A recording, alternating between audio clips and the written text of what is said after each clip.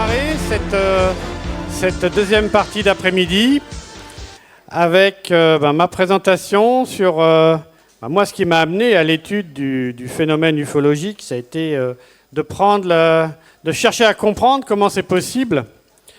Donc c'est ça qui m'amène là aujourd'hui, ou à organiser de fil en aiguille, au bout d'une dizaine d'années de recherche, de me retrouver à organiser ces conférences. Et donc je vais vous parler de la physique de l'éther. C'est ce qui va expliquer comment fonctionnent ces vaisseaux. Et donc c'est ça que je veux vous expliquer aujourd'hui.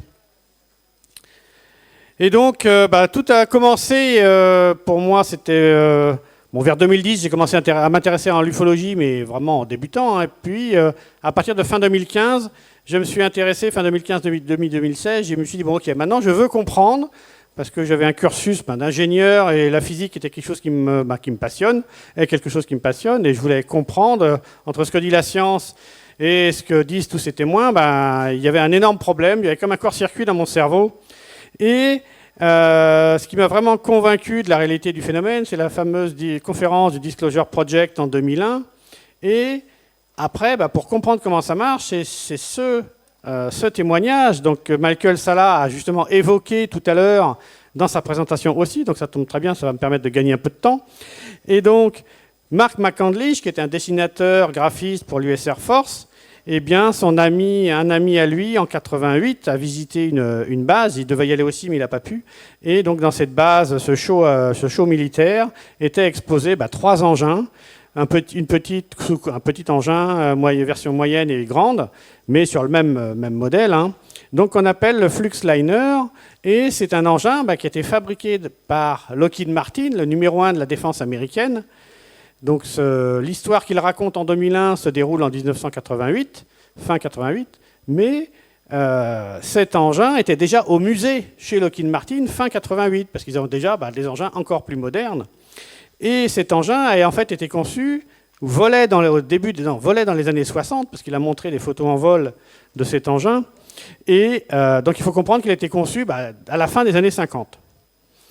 Donc il a pu, grâce à son ami qui était très observateur et lui très bon dessinateur, ils ont pu dessiner les plans de cet engin. Et donc grâce à ces plans, c'est ça qui m'a motivé pour tenter de comprendre comment fait Lockheed Martin pour faire voler cet engin.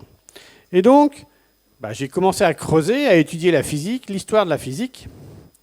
Et quand on analyse de près l'histoire de la physique, surtout l'histoire, depuis, ce qui m'intéressait beaucoup, c'est l'histoire de la physique à partir de, en gros, 1850, 1860, et avec le démarrage, l'émergence de l'électromagnétisme.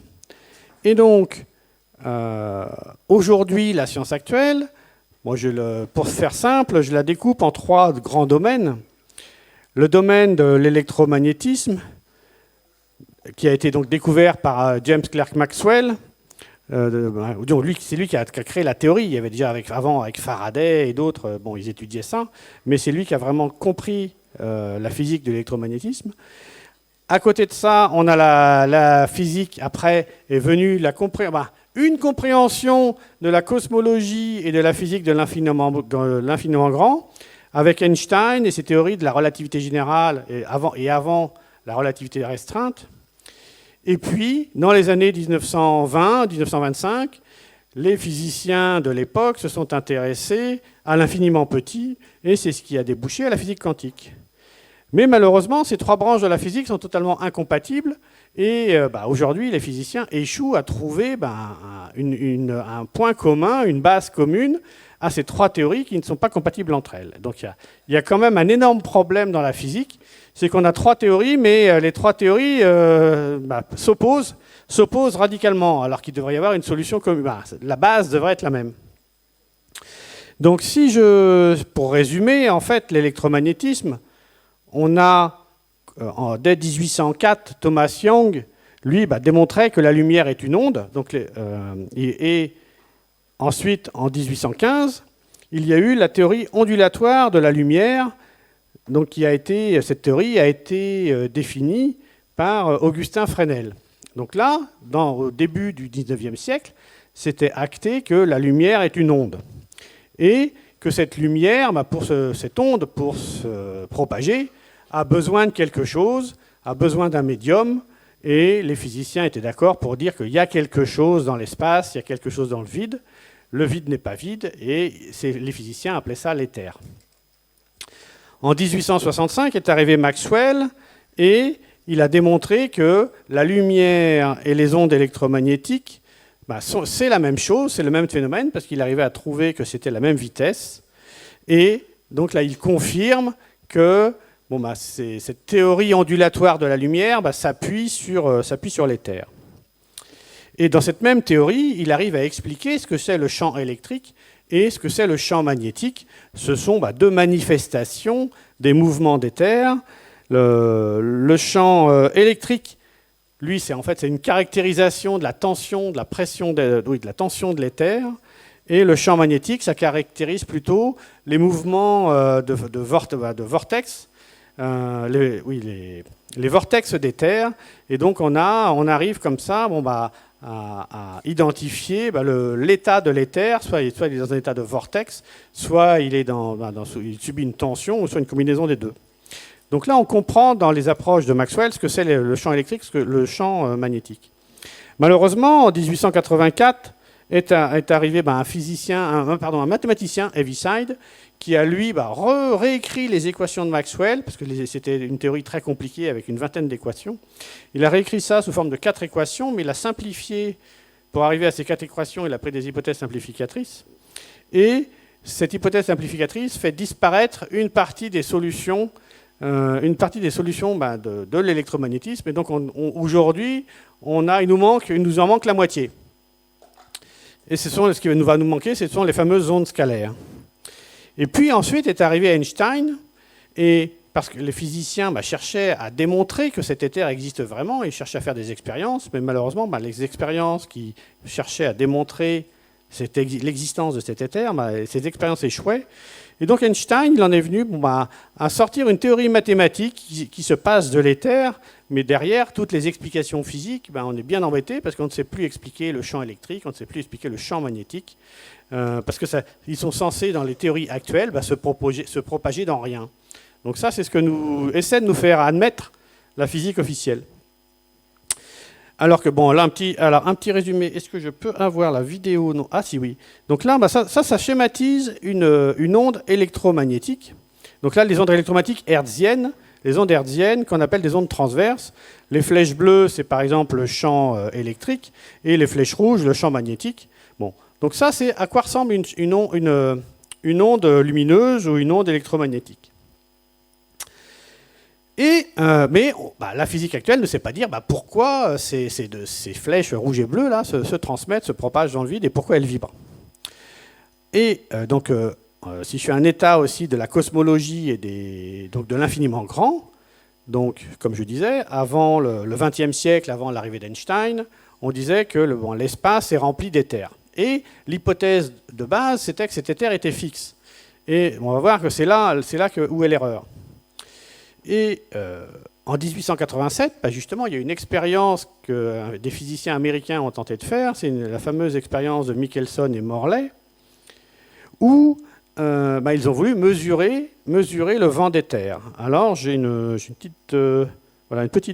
slide ici qui explique cette expérience, où on suppose que l'éther est fixe, que la Terre avance dans ce vide plein d'éther, et un vent contraire, c'est comme quand vous êtes en vélo face à l'air, vous prenez un vent qui est la vitesse de votre vélo dans l'autre sens.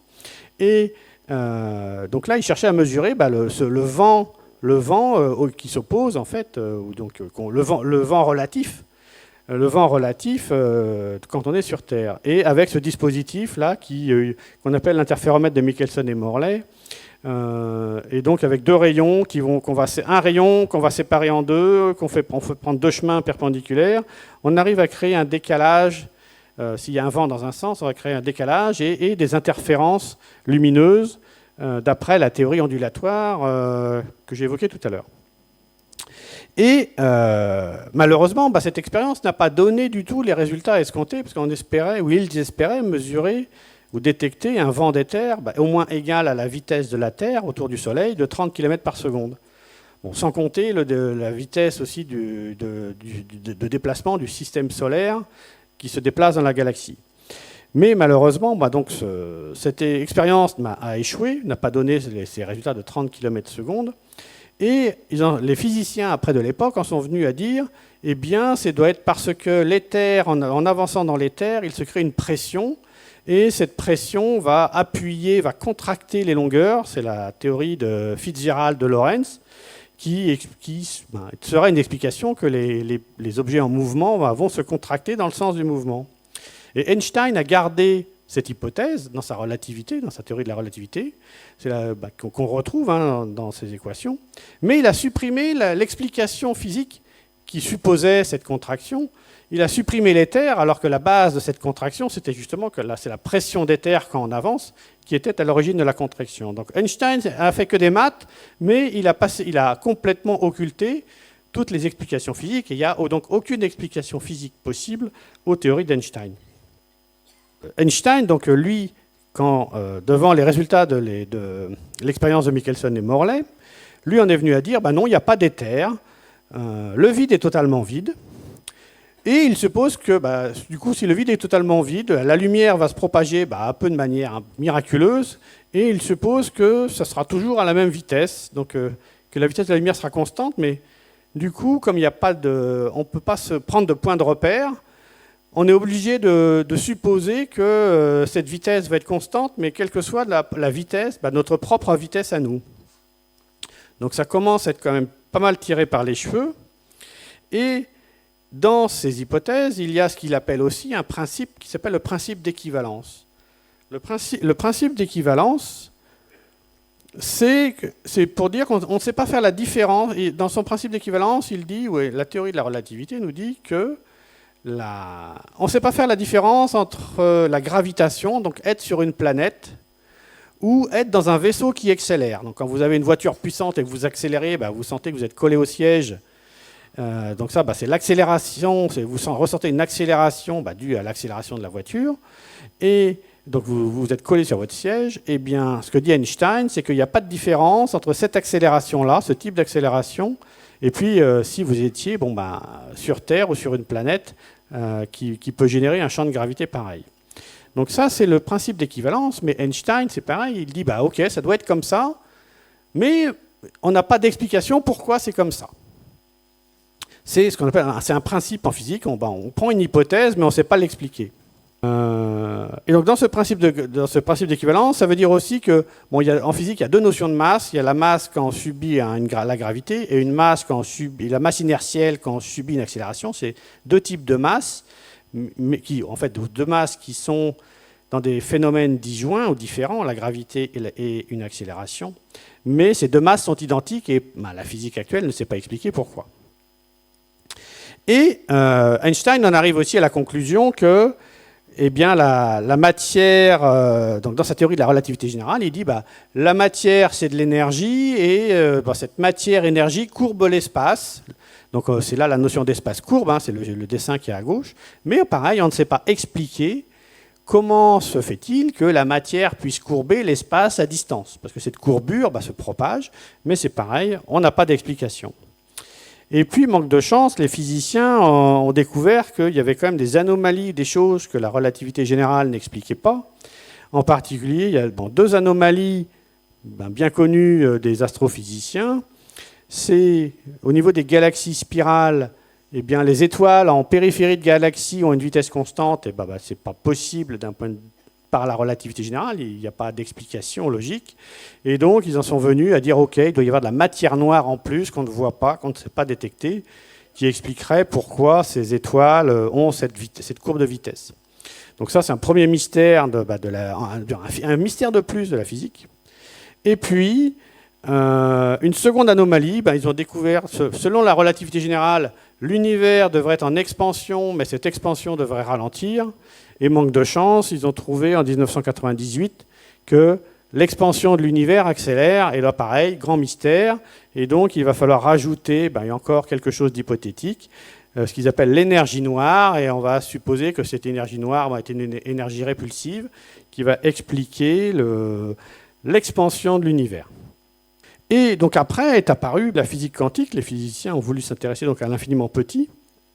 Bon, Einstein travaillait avec eux, et puis c'était le grand succès de la relativité générale à partir de 1919. Et donc, ils ont gardé les hypothèses d'Einstein, parce que la relativité générale avait le vent en poupe. Et ils ont gardé cette hypothèse que le vide est vide. Et après, donc une nouvelle hypothèse est arrivée avec un certain Louis de Broglie. Donc ce nom, ça s'écrit de Broglie, mais ça se prononce de Broglie. Donc il dit, comme la lumière, dans la lumière, la lumière peut être une onde ou une particule, on suppose qu'une particule aussi, physique, particule de matière, peut aussi être une onde. Donc ça, c'est la base de la physique quantique. Et puis, donc on suppose que la matière est une onde, et c'est en 1926 que Erwin Schrödinger a trouvé une équation qui s'appelle l'équation de Schrödinger, auquel obéissent les particules élémentaires. Et donc cette équation de Schrödinger, c'est toute la base de la physique quantique. Mais là encore, il y a des choses mystérieuses dans cette équation. En particulier, il y a un paramètre qui s'appelle la fonction d'onde. On a une équation avec une inconnue, et cette inconnue, on ne sait pas ce que c'est. C'est ce qui s'appelle la fonction d'onde. Et Schrödinger s'est longtemps gratté la tête pour essayer de savoir c'est quoi cette inconnue, qu'est-ce que ça représente, cette onde.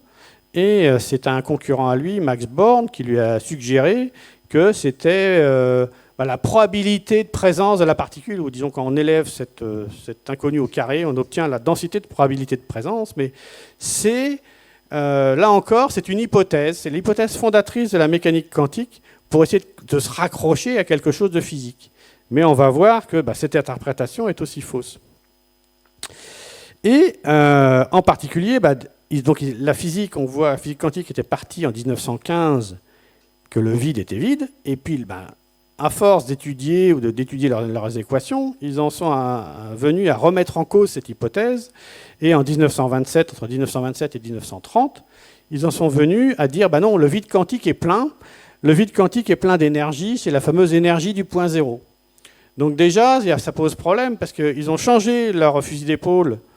Donc les hypothèses ont été changées, mais toutes les bases de la physique quantique n'ont pas été revues en fonction de cette hypothèse. Et puis, en particulier, il fallait réussir à expliquer comment une force peut se propager dans ce vide quantique, et parce que ça c'était mystérieux, comment des forces se propagent à distance. Alors dans un vide qui était vide, là encore, il n'y avait aucune explication. Bon, là, ils en sont venus à imaginer des particules virtuelles. Alors c'est imaginer deux personnes sur deux barques sur l'eau, et les personnes vont s'échanger des ballons. Le fait de lancer des ballons vers l'autre, les barques vont s'éloigner. Donc ça crée une force, ces particules, les ballons, vont créer une force virtuelle, une vraie force en fait, qui va séparer les barques. Donc ça, c'est le principe de la physique quantique, de ces fameuses particules virtuelles. Les physiciens ont été obligés de se raccrocher à quelque chose. Et puis, un autre mystère est apparu en 1935, avec Schrödinger, Schrödinger qui a trouvé l'intrication quantique, où là, des particules peuvent interagir entre elles à distance, instantanément. Donc là, c'est incompatible avec la relativité générale. Donc là, Einstein était très remonté. Mais cette intrication quantique a été démontrée en 1982 par Alain Aspect, en s'appuyant sur un principe qui a été découvert en 1964 qui s'appelle les inégalités de Bell. Et donc là, effectivement, l'intrication quantique, c'est vraiment quelque chose qui existe. Des particules peuvent échanger de l'information instantanément, quelle que soit leur distance. Et puis, entre-temps aussi, en 1964, ils ont compris, ou à peu près compris, ce que c'était la masse, que la masse n'était pas à quelque chose, une propriété de la particule, mais qui était due à l'interaction d'une particule avec son environnement. Donc il y a plein de choses qui ne s'expliquent pas en cosmologie. Donc le principe d'équivalence, la courbure de l'espace par la matière, les trous noirs, j'en parle pas, mais c'est aussi des mystères de la physique, l'énergie noire, la matière noire, on ne sait pas expliquer ce que c'est, pourquoi il y a la dualité onde-particule, c'est encore un mystère. Ces particules virtuelles qui exercent des forces, c'est pareil, elles sont virtuelles, donc ça ne tient pas trop la route. La fonction d'onde, on n'a qu'une vague idée de ce que c'est. On ne sait pas expliquer pourquoi le proton a cette dimension. On ne sait pas expliquer l'intrication quantique. On ne sait pas expliquer comment une onde électromagnétique se transmet dans le vide. On ne sait pas expliquer ce que c'est le champ magnétique. On ne sait pas expliquer ce que c'est le champ électrique. On ne sait pas expliquer ce que c'est la charge électrique. Et tout ce qui est parapsychologie, il y a donc tous ces phénomènes inexpliqués par la science, donc ce que c'est la conscience, la médiumnité, ce que c'est le temps, comment on peut créer de l'antigravité, donc comment ces vaisseaux fonctionnent, et ces vaisseaux ont l'air d'annuler leur masse, donc comment ils font-ils pour annuler leur masse? Et on se retrouve dans le vide avec une énergie du point zéro, un champ de X, une énergie noire, donc il y a de tout. Tous les physiciens sont perdus. Et puis, ces trois branches de la physique sont incompatibles. Donc ça, c'est l'état de la physique aujourd'hui, au XXIe siècle. En fait, il n'y a rien qui va, quoi. Franchement, mais c'est honteux. C'est vraiment honteux. Et donc, alors, on en est exactement au même point que quand Galilée et Copernic ont compris que le système géocentrique était une erreur avec la Terre qui tourne le Soleil qui tourne autour de la Terre et qu'il fallait inverser l'hypothèse, et c'était la Terre qui tourne autour du Soleil, alors que les mathématiciens, les astronomes de l'époque avaient leur modèle avec des épicycles qui marchaient d'un point de vue mathématique, mais qui était une hérésie d'un point de vue physique. Là, on en est au même point. Et donc, est arrivé Tesla, lui travaillait, donc tous mes travaux, en fait, sont liés aux travaux de Tesla, à ce que j'ai découvert en étudiant Tesla. Et plusieurs personnes, plusieurs médiums m'ont dit, en fait, je suis accompagné par Tesla, par la conscience de Tesla. Donc ça paraît incroyable, mais j'ai deux, trois personnes qui m'ont dit ça. Et alors, il y a beaucoup, je pense, de gens, d'énergéticiens dans la salle. Alors, combien de personnes perçoivent l'énergie de Tesla aujourd'hui? Pouvez-vous lever la main? Est-ce qu'il y a des personnes dans la salle qui perçoivent l'énergie de Tesla? Oui, il y en a quelques-uns, oui. Oui, quelques-uns ici, oui. D'accord. Donc, on a, donc apparemment, je reçois mes informations de la conscience de Tesla. Et Tesla, lui, il a fait cette déclaration le 10 juillet 1937 pour ses 81 ans. Il a dit « Je suis revenu dans ce pays en 1892, désireux de me consacrer au sujet de prédilection de ma pensée, l'étude de l'univers. Au cours des 2 années de concentration intense qui ont suivi, j'ai eu la chance de faire 2 découvertes de grande portée. La première était une théorie dynamique de la gravité. Seule l'existence d'un champ de force peut rendre compte des déplacements des corps tels qu'observés. Et son hypothèse dispense de courbure de l'espace. Donc lui, il s'opposait frontalement à la relativité générale.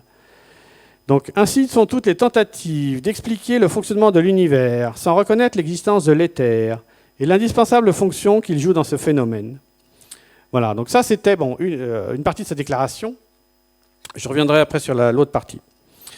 Et donc, là, par exemple, donc je vous disais, j'ai l'impression d'être accompagné par Tesla. Et l'année dernière, c'était lors des rencontres galactiques, la 2e session, ma conférence, était le jour de l'anniversaire de Tesla.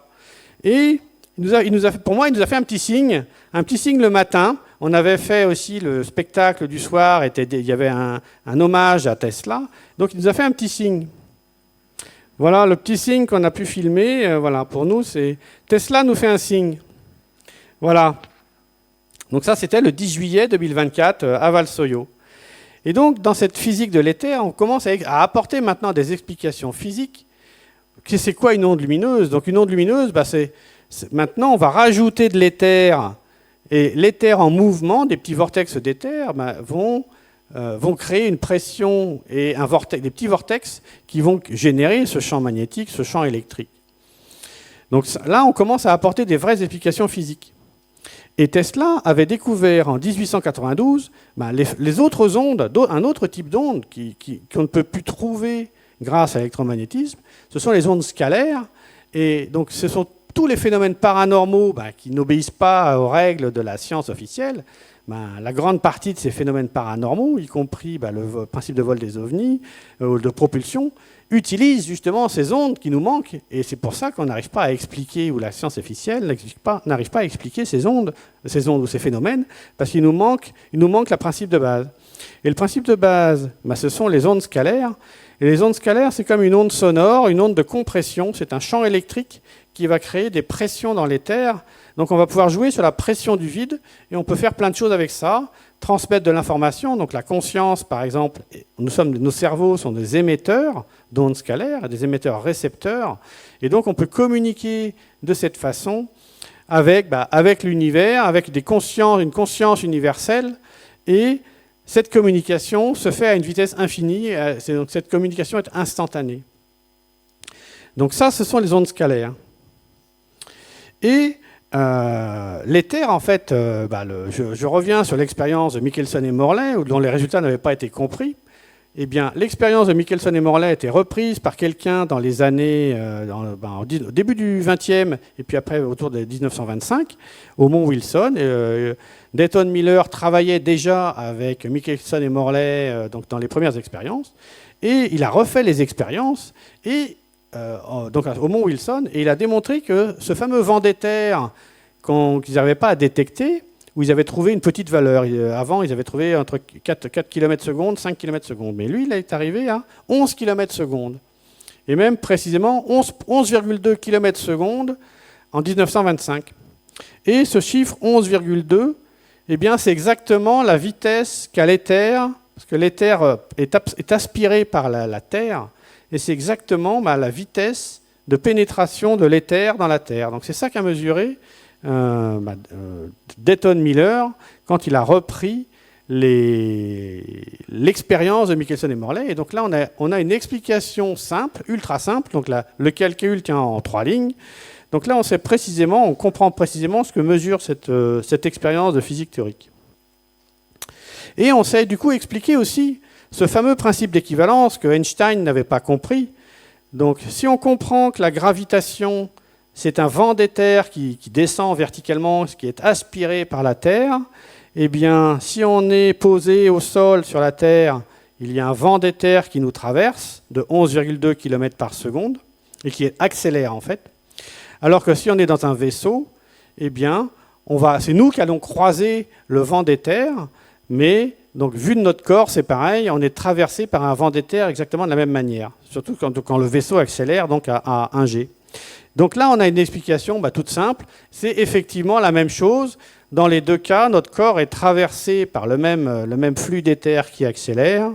Et donc, on a la même masse. Donc tout s'explique, très simplement. Et on s'est expliqué aussi ce que c'est la masse. La masse, c'est effectivement c'est comme un coefficient aérodynamique dans le vide. Donc le vide est plein. Et notre masse, c'est notre frottement, c'est la résistance dans l'éther. Et c'est juste équivalent donc, à un coefficient aérodynamique. Et c'est un principe en fait archi connu en mécanique des fluides. Ce sont des résultats, c'est des exercices de mécanique des fluides relativement simples. Et du coup, ce qu'on comprend, la vraie question, c'était plutôt si la Terre et une particule aspirent l'éther. La grande question pour moi, c'était, où va cet éther ? Où va cet éther ? Est-ce qu'il disparaît ? Nassim Haramein, par exemple, lui dit les protons sont des trous noirs, donc l'éther disparaîtrait dans le trou noir. L'autre hypothèse, c'est que l'éther est aspiré, mais se transforme en onde de compression. Alors demain, on parlera avec Dan Willis qui est grâce à Elena, qui est en contact avec la Fédération Galactique et des membres là-haut, qui nous font du transfert de technologie. Et j'ai posé la question justement, alors est-ce que l'hypothèse de Nassim Haramein est bonne ? Et la réponse est non. Donc la réponse, non, l'éther ne disparaît pas dans le proton qui serait un trou noir. L'éther se transforme en onde de compression, donc en onde scalaire, sphérique. Et donc ça va créer une nouvelle forme d'énergie que j'aborderai demain. Et et on explique après toute la cosmologie, les idées d'Einstein, de la même manière donc, que le système géocentrique était inversée par rapport à la réalité, que la théorie était fausse, il faut remettre les hypothèses dans le bon ordre. Là, c'est pareil. On va inverser toutes les hypothèses d'Einstein en disant le vide n'est pas vide, le vide est plein, la vitesse de la lumière n'est pas constante, elle est variable. Et en quelques lignes, en 3-4 lignes, on réexplique en fait que la courbe que vous voyez en fait à gauche, ce n'est pas une courbure d'espace, c'est la pression locale près d'une planète, et cette pression chute parce que l'éther est aspiré, donc ça crée une dépression. Et les formules ici nous amènent à réexpliquer ce qu'avait trouvé Einstein, en particulier la courbure de l'espace, ou c'est pas la courbure de l'espace, c'est la courbure de la pression, de la valeur de la pression, et on trouve en 3 lignes de calcul que c'est proportionnel à la quantité d'énergie, chose que la relativité générale explique, mais avec des équations très très compliquées, et pas en 3 lignes. Et on a aussi, je disais que Nikola Tesla avait découvert qu'il avait une autre déclaration. Il disait que pour moi, c'est la plus grande déclaration de Tesla, c'est « Il n'y a pas d'énergie dans la matière autre que celle reçue de l'environnement ». Donc ça, quand on prend l'équation E égale mc2 d'Einstein, E égale mc2, ça voudrait dire toute l'énergie est dans la matière. Et Tesla dit le contraire, il n'y a pas d'énergie dans la matière autre que celle reçue de l'environnement. Eh bien oui, c'est vrai. Donc là, en fait, là j'ai un petit dessin qui montre 2 protons collés l'un contre l'autre. Et je vous disais que la masse, c'est le coefficient aérodynamique dans le vide, dans l'éther. Et ces 2 protons font comme une ventouse, ils sont collés par la pression extérieure. Et donc quand on cherche à les séparer, il va falloir apporter de l'énergie. Quand vous collez 2 ventouses, vous devez tirer bien fort pour séparer les 2 ventouses. Là, les 2 protons font un effet ventouse. Et la force ou l'énergie qu'il faut dépenser pour séparer les 2 protons, le calcul est là. Et donc en une ligne de calcul, on redémontre E égale mc2 à partir de l'hypothèse de Tesla. Donc la démonstration tient en une seule ligne, uniquement par la pression d'éther. Donc là, on a une démonstration, là encore, toute la physique devient très simple. Et on comprend alors, quand on a compris qu'il y a cet éther, il y a cette pression d'éther, du coup on comprend ce que font ces vaisseaux. Si on a compris que la gravité, c'est un flux d'éther qui est aspiré par la Terre et qui descend en étant accéléré, c'est comme dans un tourbillon, dans un fleuve, comme dans un fleuve, oui. Si vous ne voulez pas être entraîné par le courant, eh bien, en créant un tourbillon autour de vous, le courant ne va pas vous entraîner, le courant va faire le tour. Donc c'est ce que font ces engins.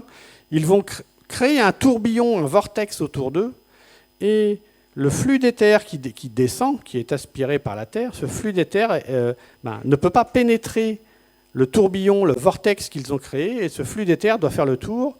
Et du coup, le vaisseau n'est pas entraîné par le courant d'éther. Le vaisseau flotte naturellement. Et l'autre effet, je vous disais, la masse, c'est le coefficient aérodynamique, c'est le frottement sur l'éther.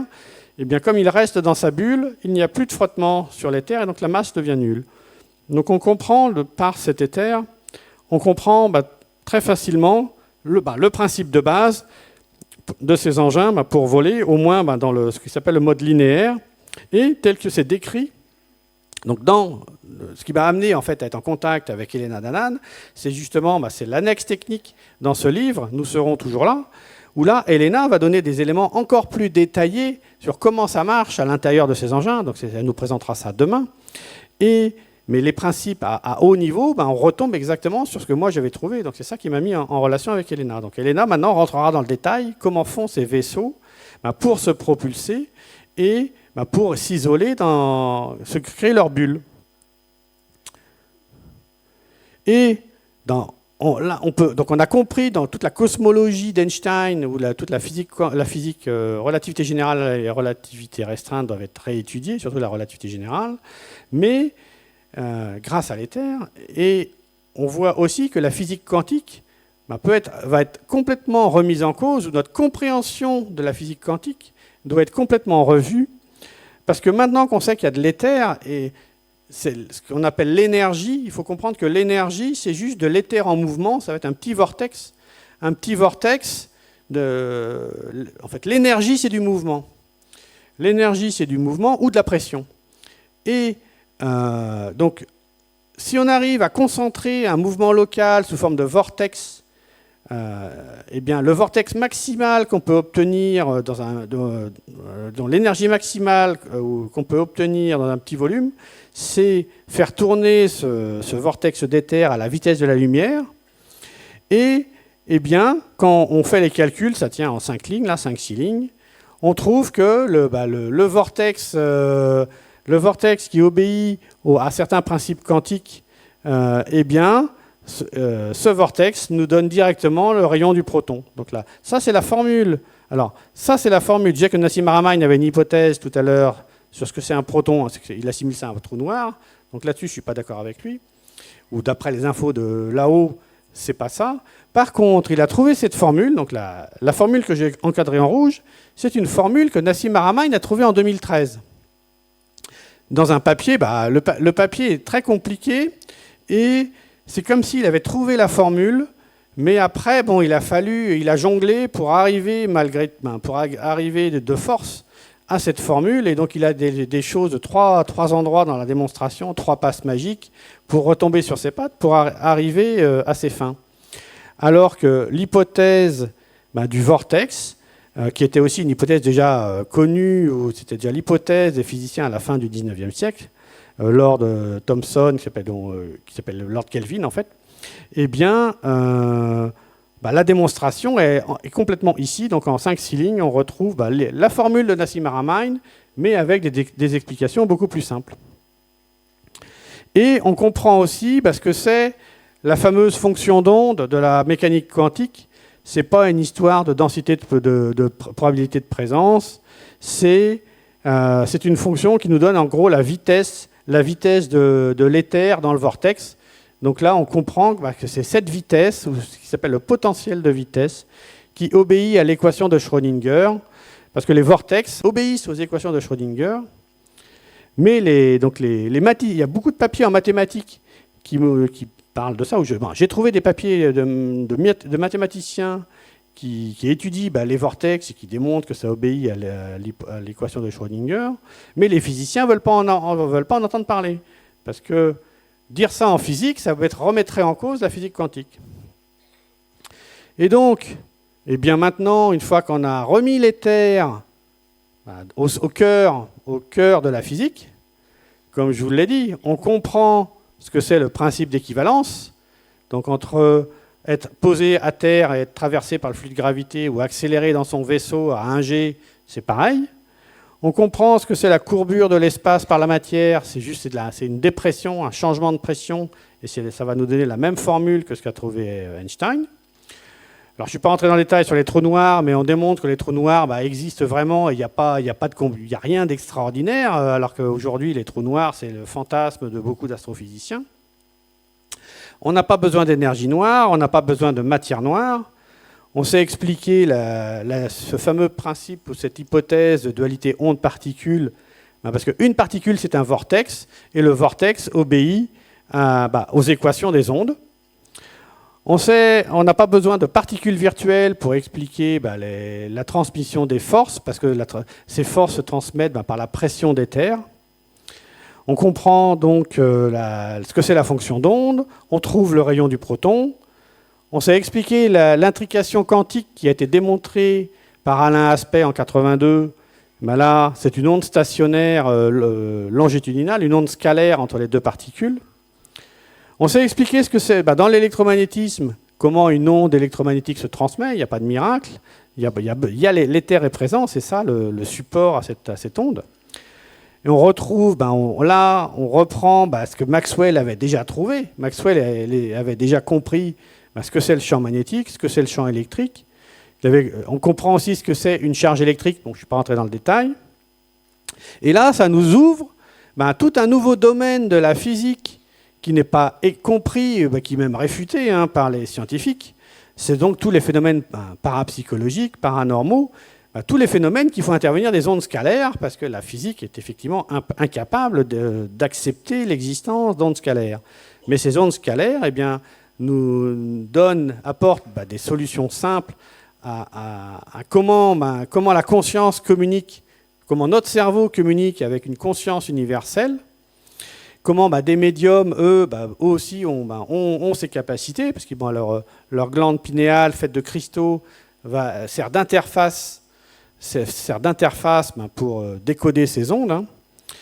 Alors je parlerai demain du concept du temps, de ma compréhension du temps, et puis j'ai expliqué ce que c'était l'antigravité, comment des vaisseaux annulent la gravité et annulent leur masse par ce vortex d'éther. J'ai expliqué aussi, et ils se propulsent en envoyant des ondes scalaires, donc des ondes électriques, qui vont s'appuyer sur le vide en changeant la pression sous eux. Donc il y a ce double phénomène de vortex pour s'isoler de la gravité, et puis après il faut envoyer des impulsions électriques pour pousser sur le vide. Et on comprend donc tous ces concepts d'énergie du point zéro, de champ de Higgs, d'énergie noire, ne servent à rien. Il n'y a qu'un seul concept, c'est l'éther. Et puis cet éther unifie à la fois la cosmologie, la physique quantique et l'électromagnétisme. C'est la base de toute notre physique. Donc toute notre physique est fausse et il va falloir expliquer tout ça aux physiciens. Alors, j'ai publié un papier, donc il y a 1 an et demi de ça, de physique théorique qui réexplique tous ces principes. Et moi je disais, les hypothèses d'Einstein sont fausses et ça retombe sur mes principes retombent sur les mêmes équations de la relativité générale, mais sans le démontrer vraiment. Et depuis 3-4 mois, je travaille avec un professeur d'université spécialisé lui était professeur de mécanique des fluides et il est spécialisé en relativité générale. Et il vient de sortir des papiers fabuleux qui démontrent exactement qu'on retrouve tous les résultats de la relativité générale, y compris donc, que ce soit sur des champs forts ou des champs faibles ou des champs forts. Donc ça, c'est un papier qui est sorti avant-hier, un papier de 40 pages de physique théorique d'un très très haut niveau, mais qui redémontre que toutes les équations de la relativité générale, tous les principes de cosmologie se retrouvent par cette physique de l'éther. Et ce monsieur s'appelle Jean-Claude Roux. Donc j'espère qu'il deviendra célèbre parce qu'il remet en cause toute la physique d'Einstein et les équations, il redémontre que ce sont les mêmes. Je vous remercie beaucoup.